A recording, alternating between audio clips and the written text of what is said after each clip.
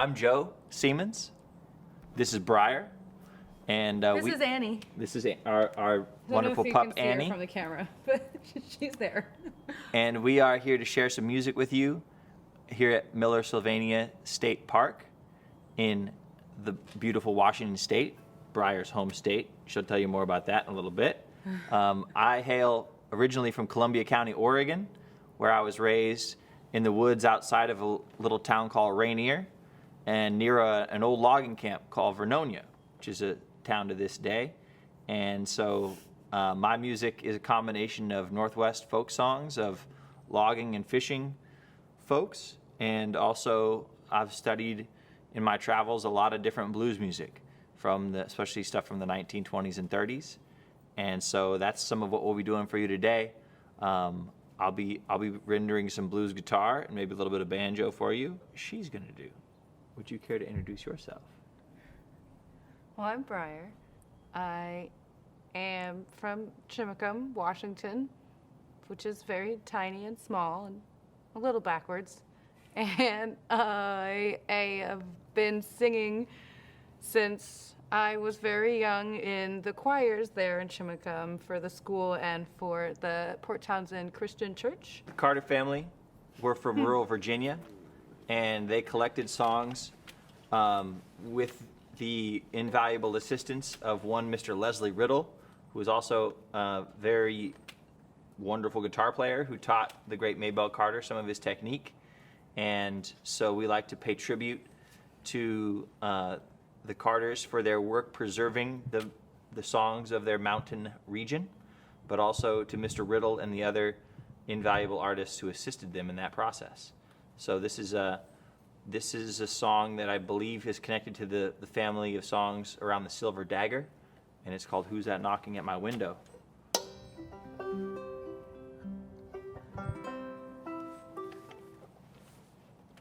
One, two, three.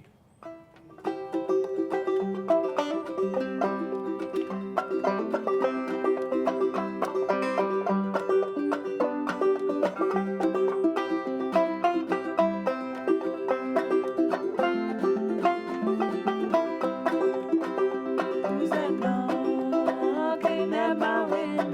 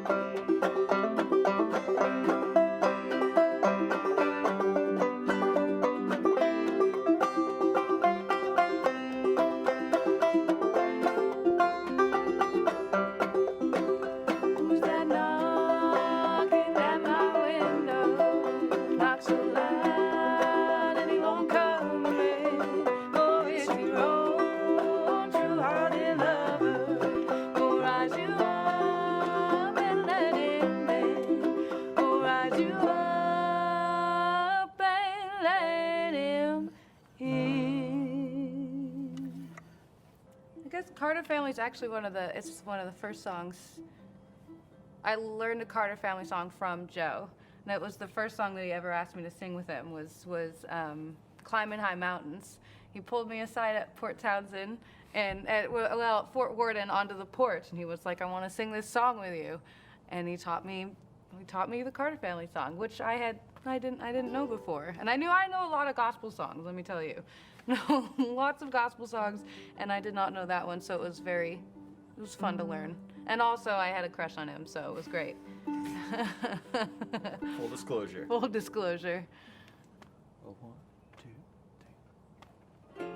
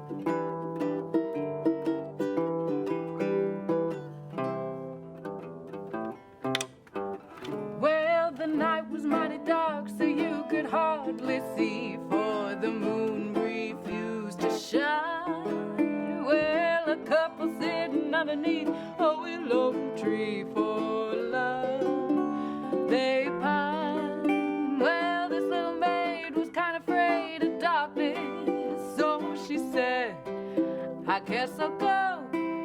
Then the boy began to sigh. He looked up at the sky. He told the moon this little tale of woe. He sang, shine on, harvest moon, up in the sky. No, I ain't had no loving since April, January, June, or July. Well, the snow time ain't no time to stay outdoors and spoon, so shine on harvest moon for me, my gal. Well, I can't see why a boy should sigh when by his side is a girl he loves so true. When all he has to say is, won't you be my bride, for I love you.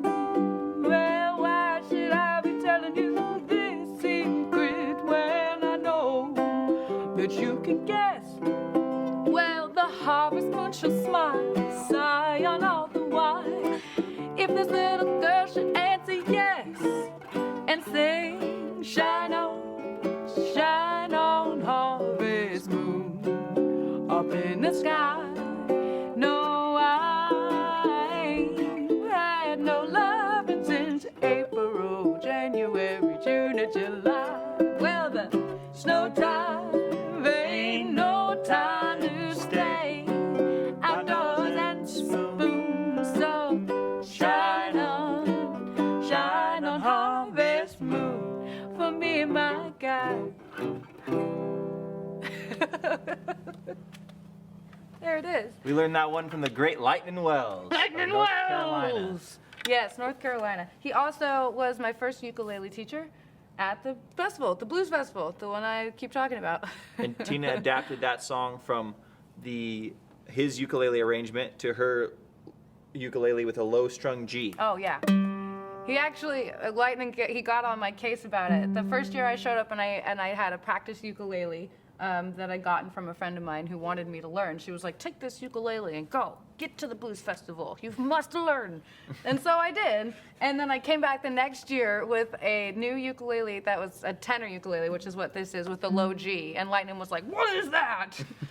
He did not like it. I mean, he's fine with it now, but he gave me a hard time. We've brought him around. We brought him around.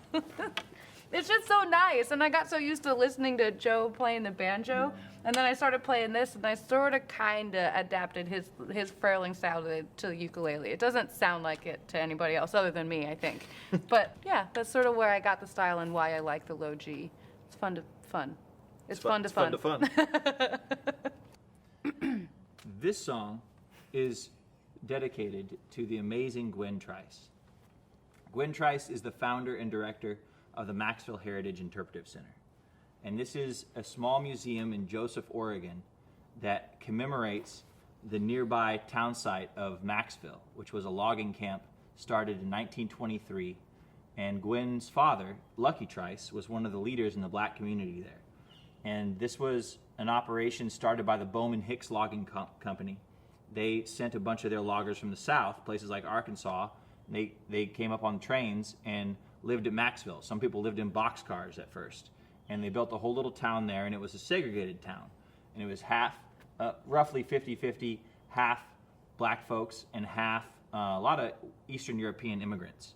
And they had 2 baseball teams, they had 2 schools, they had 2 of everything, even though it was a tiny community. The only time the baseball teams would play as one team was when they played other towns at baseball. And so Gwen has preserved a lot of the amazing stories and artifacts of this logging camp, and if justice is served, she will, in a good time, the Maxville Heritage Interpretive Center will control the town site and turn it into an archaeological easement there outside of Joseph, Oregon. So this is a song about Wallowa County, Oregon. Tina and I wrote it together, and it's dedicated to Gwendolyn and Lucky Trice. This is the Maxville Blues.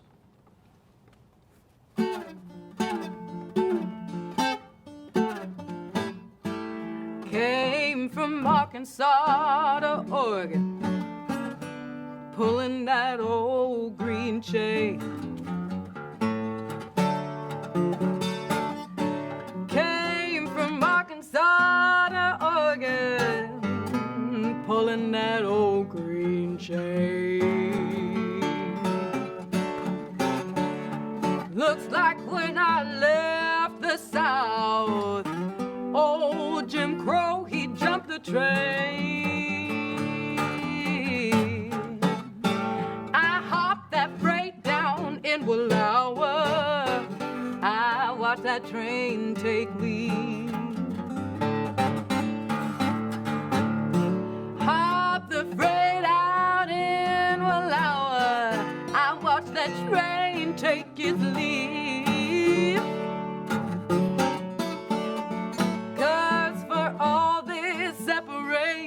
I'm living through the hate you bring. Go ahead and sharpen your tongue.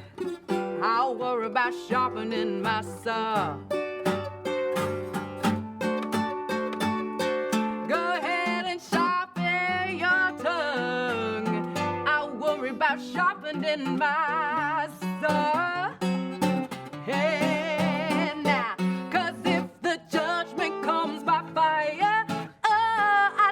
That's all, and now, here's Willie.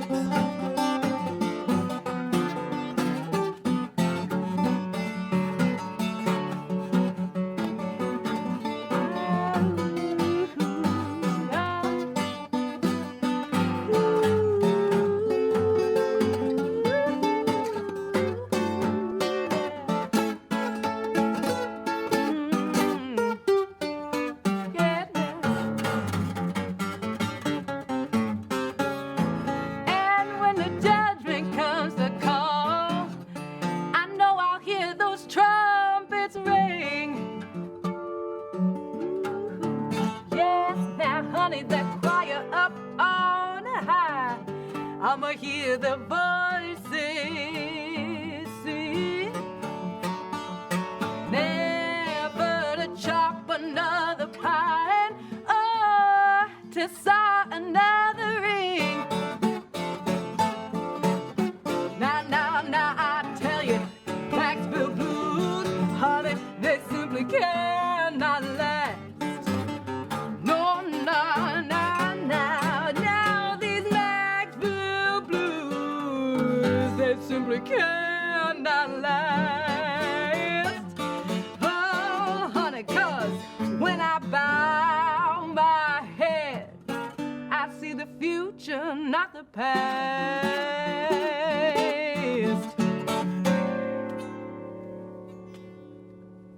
We got this song, well, originally I heard it from my friend Albany. Folletta. Folletta is her last name.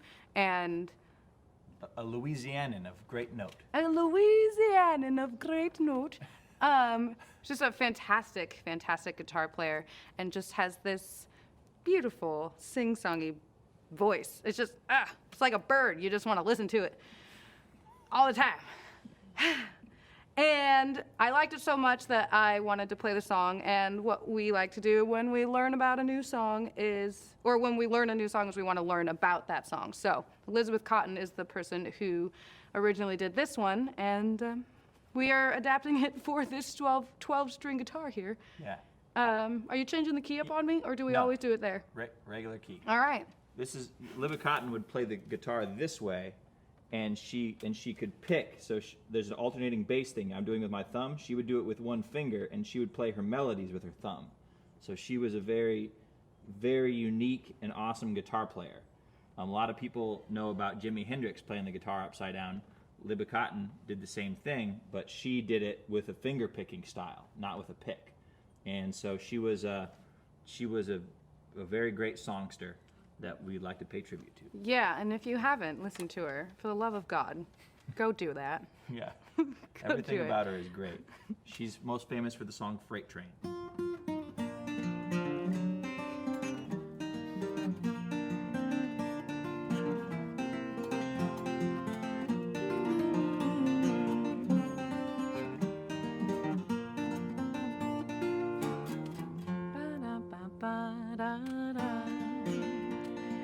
I am going away, honey, and I'm going to stay.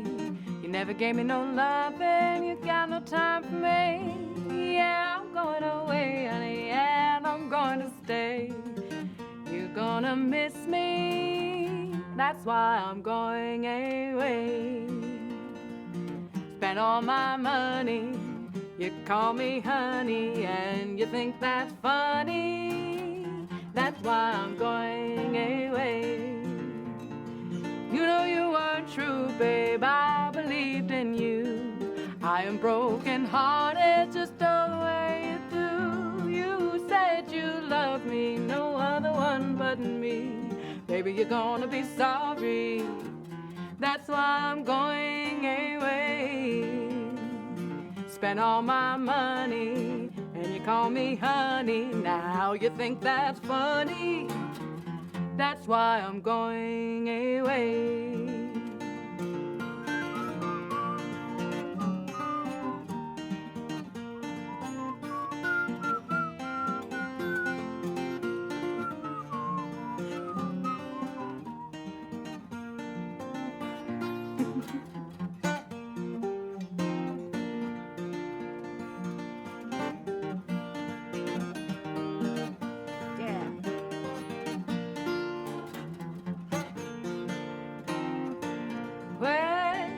Never gonna be sunshine, always has been rain. You said you want me to come back again, but it's never been no sunshine, always been rain.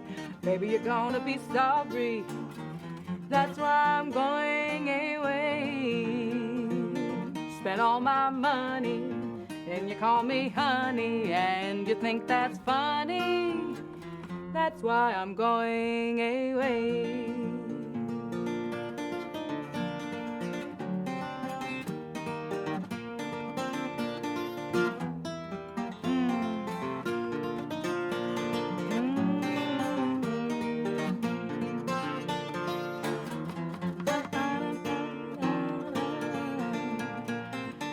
spending all my money.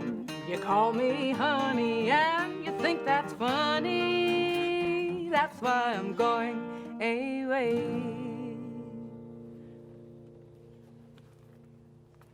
This song was written by an amazing ragtime piano player, the fabulous U.B. Blake. All too obscure, he was from Baltimore. He continued performing into his 90s and was instrumental in creation of the musical Shuffle Along, which was the first all-black composed, black performed musical on Broadway in the 1920s. And he has there's a wonderful biography about his life, highly recommended. This is an original song. He wrote the melody. Andy Razaf wrote the lyrics.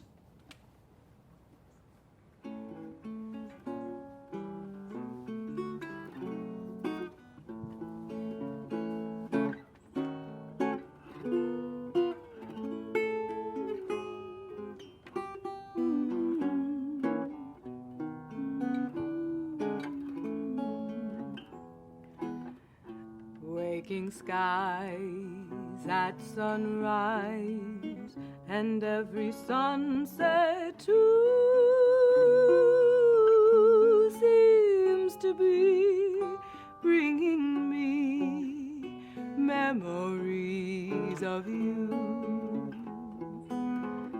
Here and there, everywhere, and before I knew,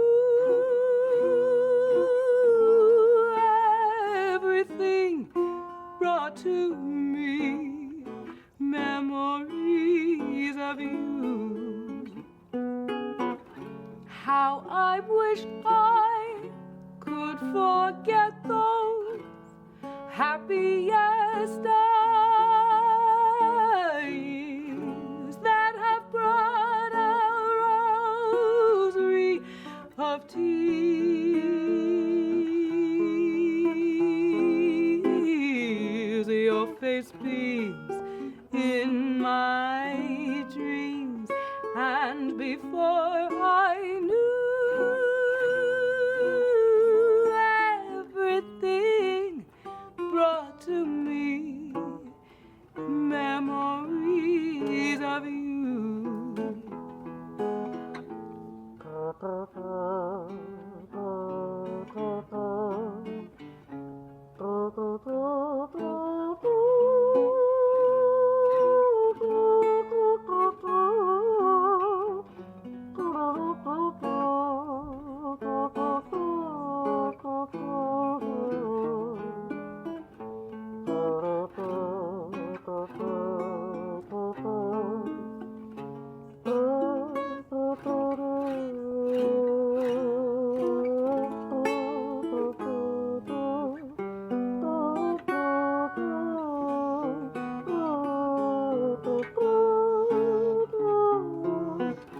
How I wish I could forget those happy yesterdays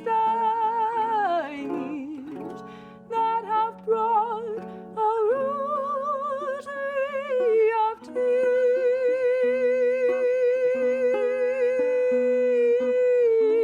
Your face beams in my dreams, and before I knew,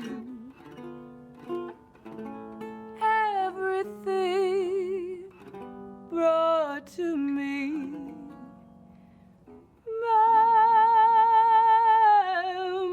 memories of you.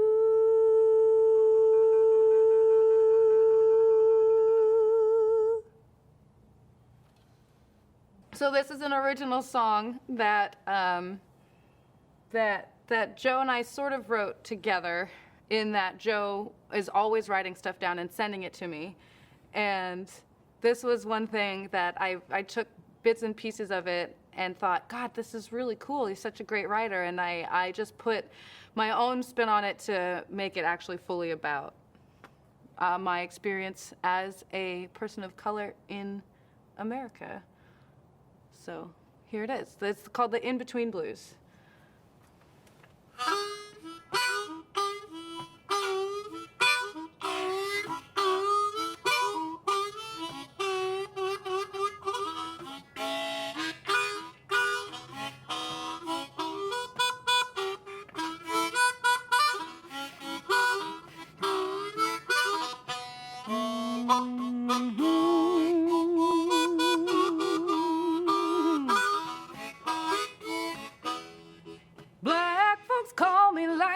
I never quite belong. Why folks always asking what nation are you from? As if I don't belong here. Honey, I'm all American. I forgive your accusation, but where do you get your manners from? Oh, sitting on the inside, all between this and that.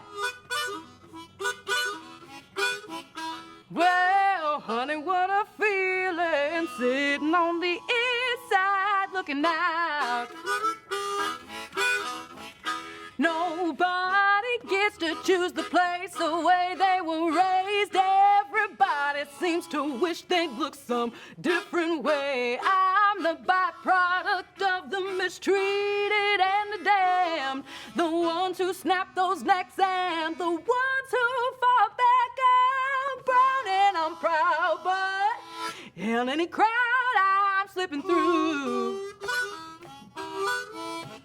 Yes, I'm living with the feeling of these in-between blues. Come on now.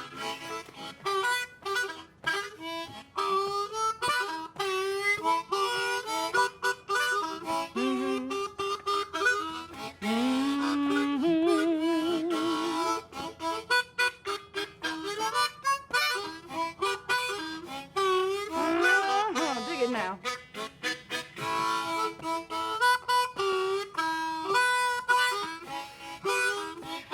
Seeing the color of my face, with nerve you ask me about my place. Well, honey, you are way off base. Can't you see it when I walk? Don't you hear it when I talk? Human is my race and this nation is my place. I'm black and I'm proud. I'm white, yes, I am white. Freedom of speech is my birthright. I'm standing on the outside, and I'm looking on the inside, waiting for you to see on through the shades of your truth.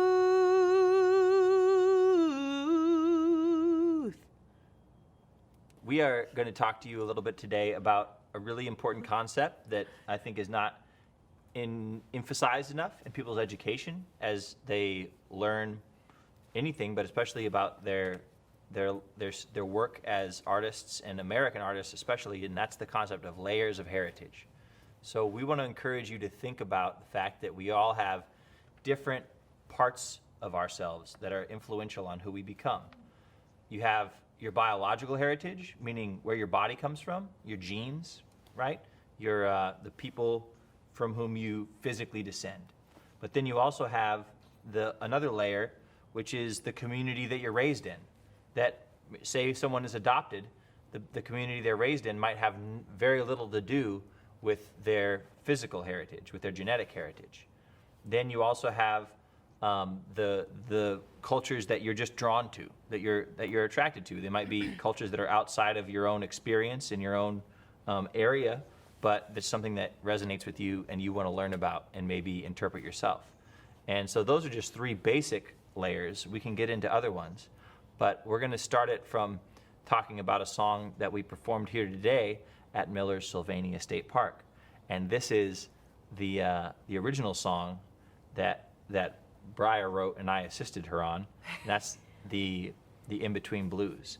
And so this is a song that there's a verse in it that always resonates really deeply with me, is when you wrote that well, will you tell them the line? Sure. I'm a byproduct of the mistreated and the damned. And it goes on to say the ones who snapped necks and the ones who fought back. And to me, that just cuts right at the issue of the things that I grew up dealing with, being black and white in a very small rural town in the Pacific Northwest. And it's important to recognize, like, we're talking about layers of heritage. Yeah. you have one heritage that comes down to you from your mother and another that comes to you from your father. Which is also sort of funny because my father did not come into my life until I was, let's see, he and my mom got married when I was 9. Yes, because Cece was 10. Yeah. My older sister was 10, and so a lot of my the stuff I get from my father is from the South, in Louisiana and New Orleans. He grew up in the Lower 9, and that was very much a part of who he was and his upbringing, and he definitely passed that on to me as a young woman of color in America. And then I've got my mom over on the other side, who was just, did everything she could to make sure that I had everything that I needed, but she went out of her way to learn how to do my hair, And my older sister, Cece, she's got even thicker hair. And my youngest sister, Samantha, has even thicker hair. And so you've got this woman who has no idea how to do black hair. And so she's living in Tacoma, and she goes to her next door neighbor. And because her next door neighbor comments on, girl, you got to learn how to do their hair. And she proceeds to learn how to braid so that she can do that for us. And I remember just having braids in all the time. Because look at this. I don't brush this every day. And as a mom who's got 4 kids, you don't have time for that every day. Yeah. So bringing it back to heritage, it's about, that it's the physical parts of you are one expression of it. Yeah. But it's not all of you. No, it's not all of me. The things I learned about singing, I learned from my father, but also from the people that I grew up with in the church I'd mentioned earlier. They were from all over, but the pastor and his wife, Pastor Brown and Miss Carol, they had a few sons, and they were all from, the American South. So they were all people of color and very into, black pride and what that means and how to behave. And they were also, as a sideline to that, very, very, very religious. Of course, as the pastor of a church and his wife, very religious. And they taught me to sing to the Lord and take the ego completely out of what it means to be a vocalist. When you're singing, it's a gift that you were given from God. So you glorify him by taking yourself out of the equation and singing without thinking, really. You sing the words to the song and you sing the melody or the harmony to the song, but that's not the point. So you sing the spirit and not your ego? That's a good way to put it. Yeah, you sing the spirit. And I never realized how valuable that was. When I was a kid growing up, I just thought, oh, great, a black lady. She's telling me things, I need to learn them. Because she was one of the only women of color I knew growing up. And, aside from my sisters and 1 or 2 other ladies in the church that, again, were not from Chimacum, Washington.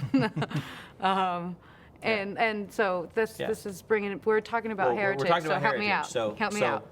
So rooting yourself in the places you come from, and celebrating that, in Briar's case, she is both black and white, and being in America, people classify you as black, but really you are black and white, and you don't seek to deny either part of your heritage. Yeah. And we all were talking earlier about the fact that you identify a lot with your Irish heritage, even though maybe it's a tiny portion of what the genetic stew is. Yeah, it's way back on my mom's side of the family. She was doing Ancestry and found out this thing, and it was something that I actually always felt connected to, was the Irish folklores and Irish songs and the fiddle playing and stuff that's sort of mixed up in that world. And then to find out later that I'm actually, that's a part of my heritage, it was just so mind-blowing because I'd already learned so much about it, and it's just these things that sort of sneak up on you when you're learning about your heritage that make you the most excited. Yeah, so that's really important to us as we explore, the music that we love, which is in a lot of cases originates in Black America, being from the spirituals and being from blues culture, and that's so much of the music we write and the music we interpret. And so, I can't speak to the being biracial, but being a white man who interprets a lot of music that's from Black culture, I've learned that it's really important to not be something I'm not. Right? I'm not going to sing about picking cotton. I'm not going to sing about experiences that I don't have, that my ancestors don't have. I have lots of other things that could give a man the blues, such as the fact that my people came out to the West Coast and 5 generations ago began systematically displacing the Native Americans, right? That's not something I'm proud of. That's something that brings me sorrow, and I can put it into my music and I can express my feelings about it, and that's something I could sing a blues about. I'm not going to sing about living in the Jim Crow South, because guess what? My people didn't experience the Jim Crow South. That's not my experience. But I can connect to the fact that I have English heritage. I have a lot of Germanic heritage and those pieces of myself, and accept that there are parts of that I'm proud of and that I'll celebrate, and there are other parts of it that I'm ashamed of and that I will acknowledge, so that myself and my children can not repeat the mistakes made by my ancestors. So what we want to just emphasize to you today is that, you can never learn everything about your heritage. There's too much to know. But if you can steadily just inform yourself a little more about where you come from, and that's not just what your genes are, it's the cultures that surround you, it's the cultures you're drawn to, and be humble and accept that you are many things, and it's good to have multiple identities. It's healthy. And you shouldn't, and I'm not going to pin Tina as a black woman, because she is a black woman, but she's not just a black woman. I'm so much more. She's so much more. And so let's give everybody that we know the benefit of the doubt and not assign their identities to them. And that's why we now try to acknowledge our pronouns, right? I identify as a man. I'm a straight white male, and that's okay. It just is worth acknowledging, so that people are clear about where I'm coming from. And so we want to really emphasize that heritage is a source of power for you, but it's not something that you use as a cudgel. It's not something that you use to hit people over the head with. It's something that you approach with a humble spirit and curiosity, and try to just steadily learn a little bit more and a little bit more, and it'll enrich both your life and your art, whatever kind of art you're making. And if you find it hard to learn more about your heritage, then you're not trying hard enough.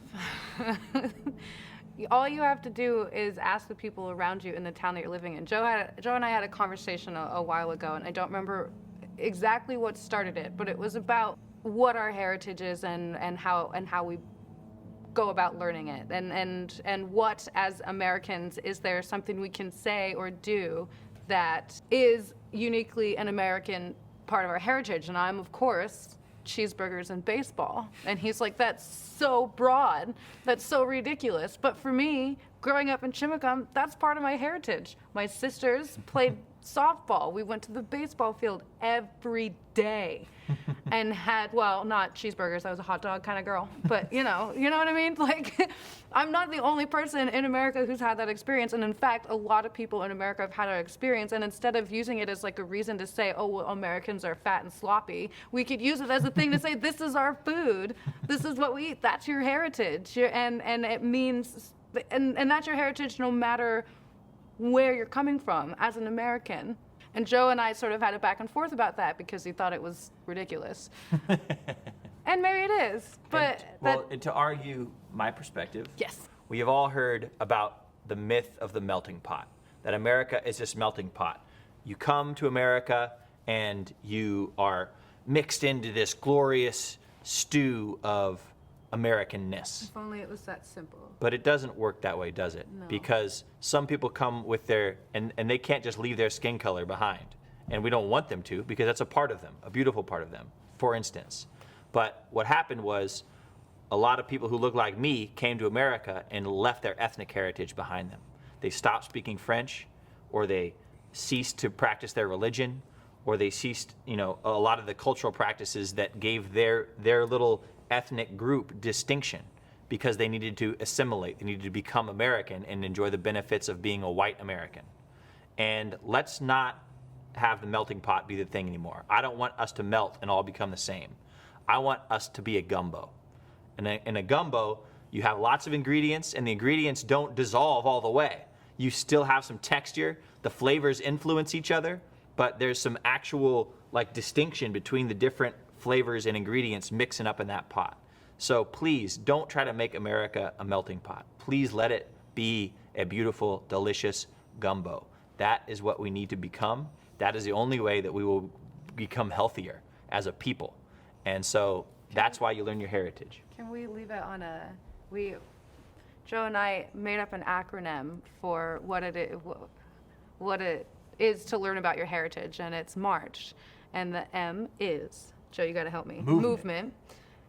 A is acknowledgement. R is renewal. And ritual. Ritual. And C is Collaboration. Collaboration, and H is heritage. And all of these things are things you have to do in order to fully be learning your heritage. And that's it. March. March. I mean, for more than one reason. March.